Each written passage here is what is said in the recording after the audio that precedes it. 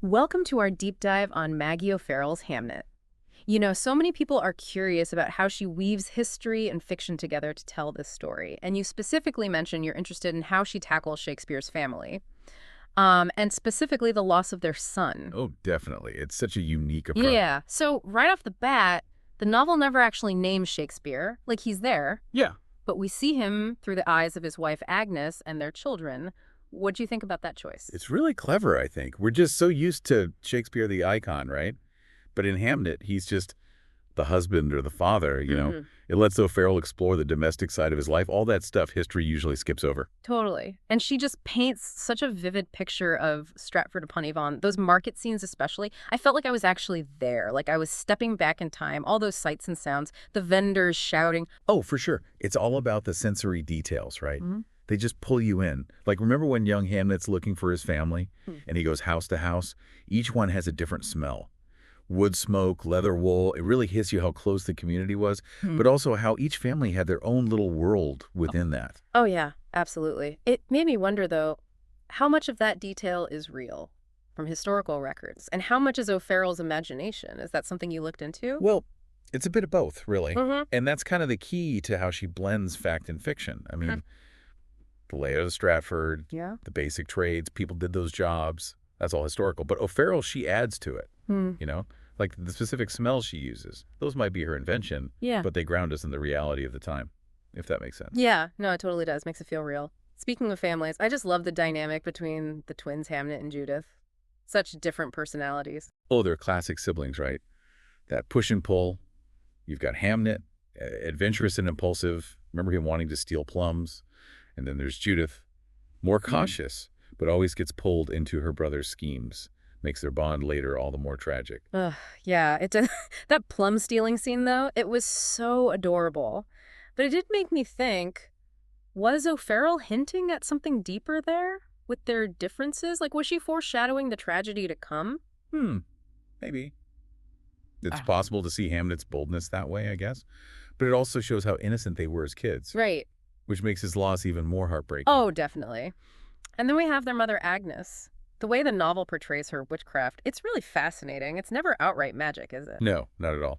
You mentioned you wanted to see how O'Farrell played with history. Yeah. And this is a great example. Agnes's skills with herbs and healing, people were suspicious of that. Reflects a Wow. very real fear. Back then, women's knowledge could be seen as dangerous. But it also felt like Agnes was empowered by her knowledge, too. Right. Like she doesn't fit the stereotypical witch image. Exactly. O'Farrell doesn't make her a victim. She's strong, in tune with nature. Her witch garden, it's both a source of healing and controversy. It makes you wonder if O'Farrell's challenging those old stereotypes. Oh, for sure. And then there's John, Hamlet's grandfather. He's a complicated guy, struggling to regain his status after some mistakes. I really felt the tension between him and his son, Shakespeare's father. Oh, yeah. John's almost an archetype. You Yeah. know, the father whose ambition and flaws cast a shadow on his son. It's interesting because we know so little about Shakespeare's actual father. O'Farrell might be suggesting that there were similar dynamics at play, that they influenced Shakespeare's path. It makes you wonder if Shakespeare saw himself in John a little bit, or his own fears. Could that have affected his writing? That's a great question. And it leads into another interesting part of the book. Shakespeare's always away. He's always traveling to London for work, leaving Agnes and the kids behind. It makes you think about the price of ambition, even for someone like Shakespeare. Yeah. Yeah, it's like his ambition is this whole other character, almost. This unseen force pulling him away from Stratford. And the way O'Farrell writes about how it affects Agnes emotionally, I mean, it's not just that he's gone physically, but emotionally too. Right, right. And that ties in with what you were saying before about how O'Farrell mixes fact and fiction. We know Shakespeare spent tons of time in London, but the novel goes deeper, imagining how it affected his family. There's that scene where he's packing to leave and he just tells Agnes, I must. It's just heartbreaking. You really see Shakespeare as a person there. Not just this big name, but a guy torn between his work and his family. Yeah, he's not just a genius up on a pedestal. O'Farrell shows him as a real person, someone making tough choices. And this is all happening with the plague in the background looming over everything. It's almost like another character in the story, that fear, the uncertainty, death always around the corner. Oh, absolutely. The plague adds so much tension to the story. It's this constant reminder of how fragile life was back then, how quickly things could change for these characters. I keep thinking about that scene where Hamnet's desperately trying to find help for Judith when she gets sick. It's just so vivid and real. O'Farrell doesn't shy away from how harsh things were. It's a really powerful example of how she uses history to make the story hit harder. Mm. The plague wasn't just an idea for these people, it was their reality. And then, of course, it leads to Hamnet's death. The way O'Farrell writes about Agnes's grief, it's just raw and powerful. I feel like I was right there with her. Oh, you can feel it. Her grief is one of the strongest parts of the book. And it makes you wonder, how did Shakespeare deal with that? We know so little about his life. Exactly. We know so little, but the book definitely connects Hamnet's death with Shakespeare writing Hamlet. That's always been so interesting to me. It makes sense, right? It shows how art can help people process grief and trauma. Did Shakespeare pour his own sadness into that play? It's a question the novel makes you think about. Especially in that scene where Agnes sees Hamlet years later and she sees her son in the character. Oh, it's so powerful. I was in tears. It's beautiful and sad.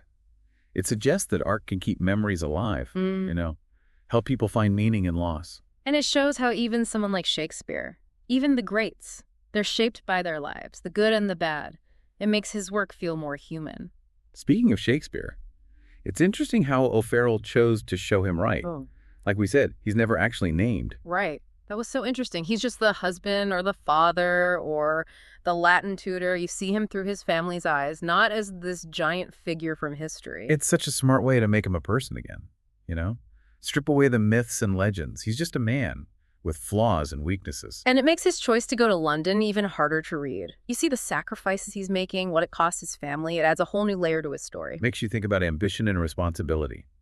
And the choices we make to follow our dreams. Is it ever worth it? To sacrifice our relationships for our goals? It's a question we still ask ourselves. Absolutely. And O'Farrell doesn't give you easy answers. She wants you to think about it. Wrestle with these questions. See how complex people are and the tough choices we all face. It's amazing how she captures the world of Shakespeare's time and still makes it about these timeless human things. Her descriptions of life in Stratford, they're just so vivid and real. I felt like I went back in time. Oh yeah, from the market to people's homes. O'Farrell brings that world to life. The sights, the sounds, the smells, even how society worked back then. And she doesn't ignore how hard it was for women back then, Agnes, with her witchcraft and her independence. She shows both what held women back and what they were capable of. Her story reminds us of what women went through, but also their strength and resilience. Agnes is a powerful character, even in that world. This deep dive has been amazing. I feel like I see Shakespeare differently now and his family and their whole world. Yeah. It really does make you think. It's like we uncovered way more than just a book, and like we were saying about Agnes and her witchcraft. It's never like real magic, but people are still afraid of her. That felt so real. Right. And that goes back to what you said you loved about this book, how it blends fact and fiction. Historically, women who knew about healing and plants, they were seen as dangerous. O'Farrell doesn't have to make Agnes a real witch. The fear is enough to show how things were. Makes you wonder, did O'Farrell get Agnes's garden from somewhere? Like, were there gardens like that back then? Or did she make it up? Well, women did grow herbs for medicine. That's real. Huh. But the specific plants Agnes uses, the way they connect to the story, that's O'Farrell being creative. It adds depth to the history, but it also serves the story. Yeah. Yeah. It's those little things that make it so real, like you said. The smells, the sounds. It's not just about the big events. It's about how people live their lives. Exactly. Yeah. And one thing O'Farrell shows us is Shakespeare being away. We talked about how it affected his family, but it also shows that even back then, people struggled with work-life balance. Right. Makes you think, was it even harder for Shakespeare to be away because of the plague? Like, was he always worried about his family getting sick? It's hard to know for sure, but O'Farrell definitely makes you feel how uncertain life was back then. Every time Shakespeare leaves, you wonder, will everyone be okay when he gets back? And then it happens. Hamnet dies. It makes those earlier times when he was away even sadder, knowing what's coming. And it makes Shakespeare's ambitions seem different. Was it worth it? To miss out on time with his son? Those are the questions that stick with you. I know. And thinking about those questions and about Hamnet and Hamlet, I think O'Farrell's saying it's more complicated than just cause and effect. I agree. It's not that simple. Like the play is just about his son dying, but the book makes you think about grief and loss and being a father. Those themes are all over Shakespeare's work. Maybe Hamlet is even more powerful because of what happened to Hamnet. Makes you want to read the play again And look for those That's connections. what's so great about this book. It makes you understand history better and the art that came out of it. This has been such a great deep dive into Hamnet. We talked about the history, Hmm. the family, the themes of loss and ambition, and how O'Farrell mixes fact and fiction. It's an amazing story. It makes you think about Shakespeare in a new way, not just as this famous writer, but as a husband, Hmm. a father, a real person who felt joy and sadness, just like us. And it makes you think about how powerful stories can be, how complicated relationships are, and how our experiences make us who we are. I hope you learned something new today, and maybe you'll pick up Hamnet again or read Shakespeare with a fresh perspective. Until next time, happy reading.